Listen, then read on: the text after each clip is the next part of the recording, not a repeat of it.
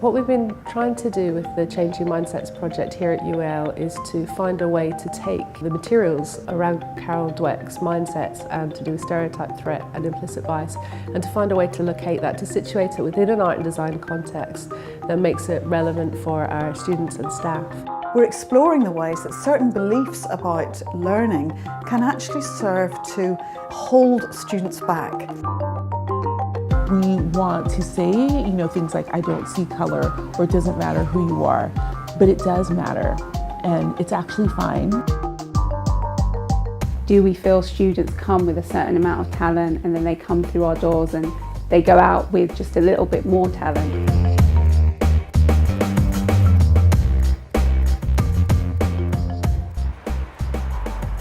The exhibition, it's about talent and failure and how these two things work together, how people view talent and how people react to failure. Failure is not failure, basically. You can look at it as failure and reinforce this belief system in your head that you're not good enough or you'll never be able to do this or do that, or you can just see it as something that happened. If something doesn't go to plan, it's just steering you into another direction.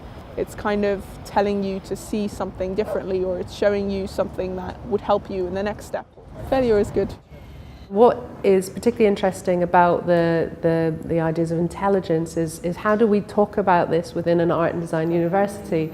And ideas of talent as a contested concept. If you believe that you have a fixed set of capabilities, you're less likely to be much more successful in endeavors that you're uncomfortable with or are unusual to you, or challenges. I'm kind of started university a bit later, so I'm 24 now, and I think I did feel that I was kind of I'd fallen behind. And it's definitely kind of boosted my kind of confidence and my ability to be able to, I don't know, kind of do things that I didn't think I would be able to do. So. What is a stereotype? We should have a quick catch up with what that is. A widely held but fixed and oversimplified image or idea of a particular type of person or thing. Something happened to me last night where somebody asked me where I was from, and I said I was from Essex, and she said, "Oh yeah, I can tell that from your accent." And it was, for me, a classic example of what could trigger a stereotype threat. And we ended up having a good conversation about how I've become more comfortable with just speaking in my own accent. I do believe that there are positive stereotypes as well that people use. The problematic side about stereotypes is that it can sometimes become limiting to people. How stereotyping works is we have exaggerated views and images on our head. At the moment I'm making a number of handmade terracotta sculptural vases, which are inspired by the stereotypical beliefs about overweight people. Poor behavior, ill health, death, and unattractive, lazy.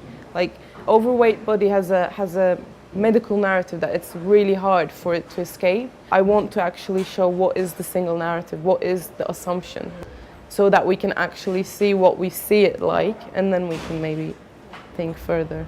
Play with your stereotypes, don't necessarily, look at them, get them out and go, is this Brad Pitt working for me?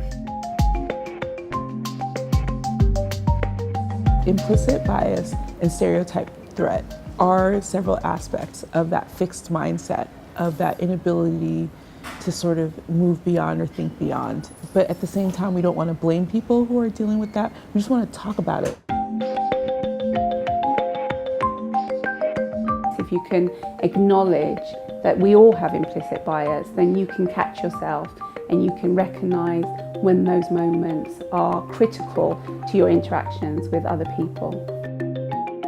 But I think in a university, in a relatively protected space, we can construct a sense of being, sense of belonging, sense of identity and otherness in ways that's enriching and not oppressive and damaging. This work is helping us unlock staff and students' creativity. I'm delighted to see this work develop, and we'll be supporting its dissemination across the colleges over the coming years.